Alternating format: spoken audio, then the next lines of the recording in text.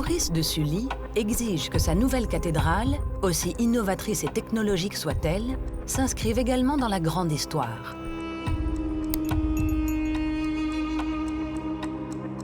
La réponse du maître d'œuvre passera par la décoration de Notre-Dame. À l'image des imposantes colonnes d'inspiration antique, du chœur et de la nef.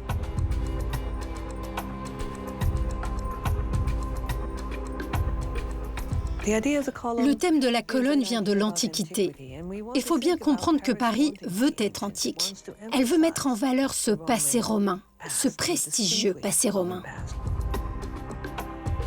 Outre ces colonnes qui habilleront uniformément l'intérieur de l'édifice, ce lien avec le passé ira plus loin, grâce à la division de la cathédrale en 5 vaisseaux. Un vaisseau central et 2 bas-côtés de part et d'autre qui évoquent les premières basiliques paléochrétiennes, mais aussi l'église dédiée à Saint-Étienne, à laquelle Notre-Dame va succéder. Si l'on reprend les 5 vaisseaux, c'est donc pour donner de la matière, de la vénérabilité à cet édifice nouveau qui est légitime parce qu'il reproduit le passé, mais aussi pour ne pas nuire aux habitudes. Le chanoine, le pèlerin, le fidèle qui a connu la cathédrale antérieure, qui revient et qui entre dans cette nef de Notre-Dame, retrouve les espaces de l'édifice antérieur. Il n'est pas choqué, il n'est pas perturbé. Reste à déterminer à qui dédier cette nouvelle église. Ce sera la Vierge Marie, la mère du Christ, Notre-Dame, dont le culte est alors en plein essor au XIIe siècle. La Vierge, elle est à la fois comme vous, elle est humaine, mais elle a aussi donné naissance au Christ, à Dieu. Donc elle est à la fois celle qui est le plus proche du Dieu, mais celle qui est la plus proche pour vous comprendre, en quelque sorte. C'est donc une figure qui endosse un rôle nouveau et qui, d'une certaine façon, humanise la religion et la rend plus accessible au commun des mortels. Dédiée à la Vierge Marie, Notre-Dame de Paris sera la plus grande cathédrale jamais bâtie. Et le maître d'œuvre devra être à la hauteur de son plan insensé.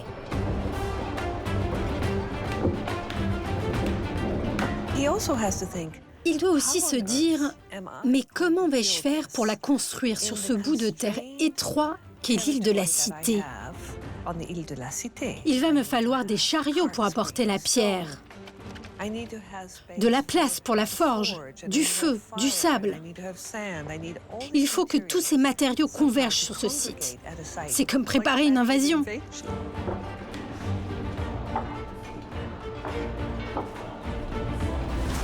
En 1160, c'est un chantier de plus de 860 ans qui s'apprête à commencer.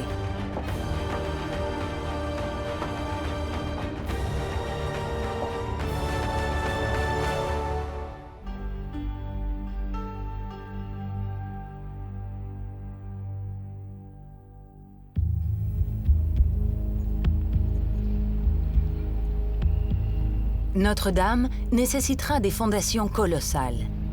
Elles sont invisibles. Mais la basilique Saint-Denis, sa contemporaine, nous renseigne sur les techniques des bâtisseurs du Moyen Âge.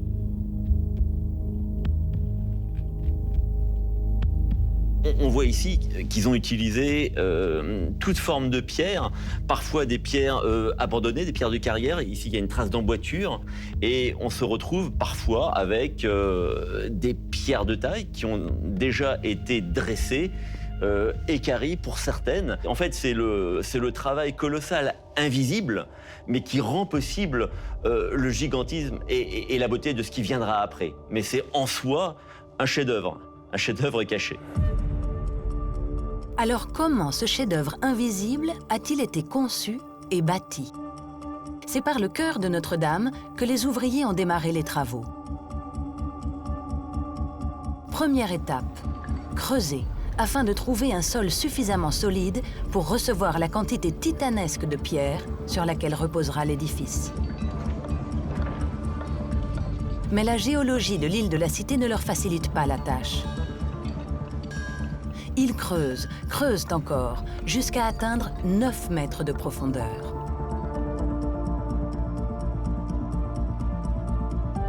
9 mètres de profondeur, évidemment, il faut prendre toute la hauteur du quai qu'on a derrière moi, qui fait peut-être 6 mètres, et rajouter encore la moitié de cette hauteur pour atteindre vraiment le sol sur lequel on a posé les fondations.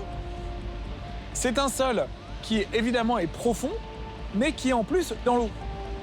À chaque crue hivernale, l'eau monte et ça fait que c'est pas terrible comme sol. C'est pas une fondation qui est suffisamment stable, suffisamment dure. Le risque était très grand d'avoir de l'affaissement de terre sous les fondations de la cathédrale et donc, à terme, de déformer l'ouvrage en hauteur. Pour assurer la stabilité des fondations dans ce sol gorgé d'eau, le maître d'œuvre aurait décidé d'enfoncer d'imposants pieux en bois profondément dans le sous-sol.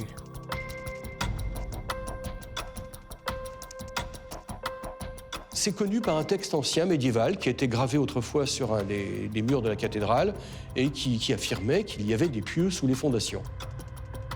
Planter des pieux dans le lit de la rivière, sous la fondation, c'est empêcher un éventuel affouillement des fondations et donc une déformation de la cathédrale.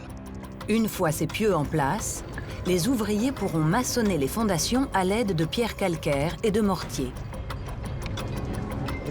Il faut creuser d'énormes tranchées et créer une sorte de réseau de fondations. Elles ont plus ou moins la forme d'une pyramide, plus large à la base et plus étroite à mesure qu'elle remonte vers le niveau du sol. Enfouies à 9 mètres de profondeur, les fondations de Notre-Dame présentent une autre caractéristique. Comme à Saint-Denis, on y réemploie des éléments d'anciens édifices religieux rasés pour laisser place à la cathédrale, à l'image de ces pieds de colonne. À cette époque, les pierres ont du pouvoir. Elles rayonnent, elles sont chargées d'énergie. Ça serait comme pour nous aujourd'hui de véritables piles. Elles transmettent en fait tout simplement la force symbolique et elles confèrent au mur à la fois une protection, à la fois une continuité avec eh bien, les édifices antérieurs. Ces fondations, bâties au cours des années 1160, seront l'une des principales forces de l'édifice. Une force conjuguée à une autre, celle de la pierre, offerte par le sous-sol parisien comme un fruit mûr, prêt à être cueilli. Il y avait, sous les collines environnantes, le matériau qu'il fallait. Cette roche sédimentaire, déposée il y a 45 millions d'années, nous disent les géologues, dans une mer chaude et peu profonde. Ça nous fait rêver. Et a déposé un calcaire magnifique, qui est caractéristique du centre du bassin parisien. La Seine et ses affluents donnent accès au niveau de leurs coteaux aux bandes calcaires. Et la Seine qui conduit jusqu'ici est un vecteur d'approvisionnement du chantier qui est extrêmement favorable. Cette pierre, il faudra l'extraire en surface, mais aussi l'équarrir, la tailler pour créer tous les éléments de l'édifice. Mais comment passer du plan de Notre-Dame à sa réalisation pierre par pierre? Pour cela, le maître d'œuvre va produire des épures. L'épure, une technique infaillible qui consiste à dessiner chaque élément de la cathédrale à son échelle réelle, à l'image de ses fenêtres. C'est une précision redoutable parce qu'on travaille à l'échelle, donc on travaille dans la vraie grandeur qu'auront les portes et les fenêtres qui sont faits sur l'épure, ce qui fait que la précision est millimétrique. Millimétrique. Cette opération n'en est pas moins réalisée à l'aide d'instruments de géométrie élémentaire, tels que la règle et le compas. La fenêtre à Notre-Dame, elle existe virtuellement à partir du moment où elle est tracée au sol. C'est, on va dire aujourd'hui, le logiciel qui permet de la réaliser. Dans un second temps, les bâtisseurs déterminent à partir de l'épure le gabarit, le format des pierres de chacun des éléments de la cathédrale.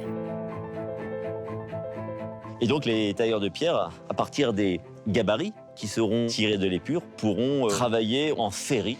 Et le gothique étant finalement l'art de la préfabrication des ouvrages, ça veut dire que des dizaines de tailleurs de pierre vont pouvoir produire en même temps des séries de fenêtres. En fait, tout est donné sur l'épure. Elle est la référence absolue de la réalisation d'un ouvrage en pierre. Mais si Notre-Dame sera de pierre, son achèvement serait impossible sans un autre matériau, le bois. Celui qui constituera les échafaudages indispensables à l'érection de l'église. Il proviendra des forêts appartenant à l'évêché. Aujourd'hui, lorsqu'on regarde une cathédrale, on ne pense pas au bois. Mais il serait impossible de bâtir une cathédrale sans une quantité phénoménale de bois, qui monte à mesure que les murs s'élèvent. Grâce au bois, à la pierre et aux compétences de ses bâtisseurs, le cœur de la cathédrale va pouvoir s'envoler. En quelques années, il va atteindre le niveau des tribunes. Alors que les ouvriers édifient les murs de la claire-voie, ils lancent la construction de ces arcs-boutants d'une portée de 12 mètres, ceux qui assureront la stabilité des futures voûtes. Lancer de tels volets est un défi technologique. On devait en avoir le souffle coupé. C'était spectaculaire de voir ces arches extérieures s'élever aussi haut pour supporter les murs et le toit. Une fois cette étape réalisée, des agrafes en fer seront intégrées à la maçonnerie afin de l'armer pour solidariser le mur. Mais avant de lancer la construction des voûtes, reste à couvrir l'édifice d'une charpente. Elle sera remplacée au siècle suivant, mais son rôle sera tout aussi capital. Il est important de mettre les charpentes avant les voûtes parce que les charpentes protègent l'édifice, bien sûr, mais surtout lui donnent déjà de la masse, le charge, de telle sorte que les murs sont contreventés et ne bougent plus.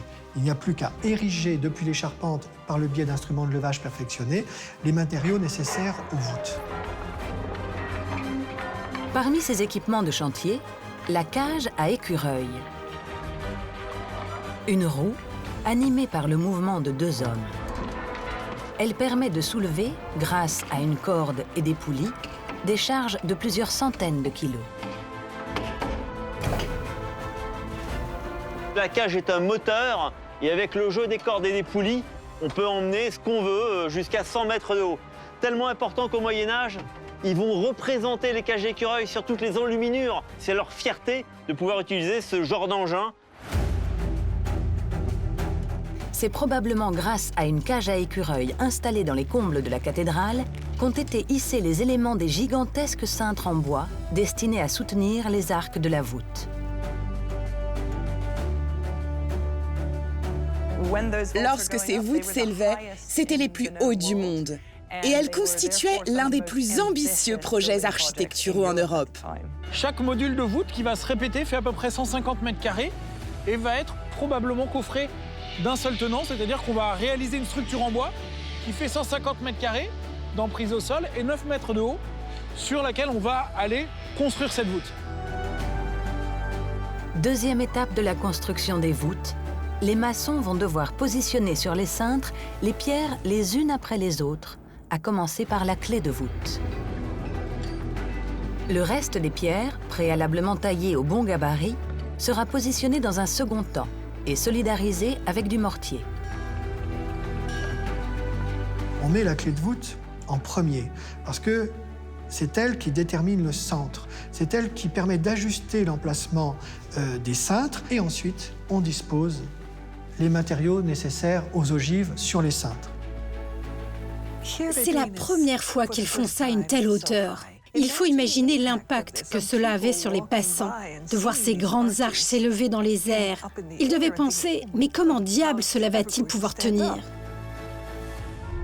Une fois les arcs en place, ils serviront de point d'appui pour construire les voûtins. La dernière étape sera la plus délicate, lorsque les cintres seront retirés. C'est là que le risque d'effondrement est le plus grand. Pourtant, pour ces voûtes qui pour la première fois s'élèvent à 35 mètres de hauteur, aucune trace d'accident ne nous est parvenue. On a une construction des voûtes qui va être séquencée avec d'abord la mise en place des arcs et ensuite la mise en place des voûtins par-dessus, qui sont quand même gigantesques, puisqu'ils font quasiment une centaine de mètres carrés. Malgré leur très faible épaisseur, entre 20 et 30 cm, les voûtes de Notre-Dame se sont révélées d'une efficacité redoutable face à l'incendie du 15 avril 2019. Témoignage du génie des bâtisseurs médiévaux, elles ont protégé la majeure partie de l'édifice des flammes, mais aussi des milliers de litres d'eau déversés dessus pour venir à bout de l'incendie.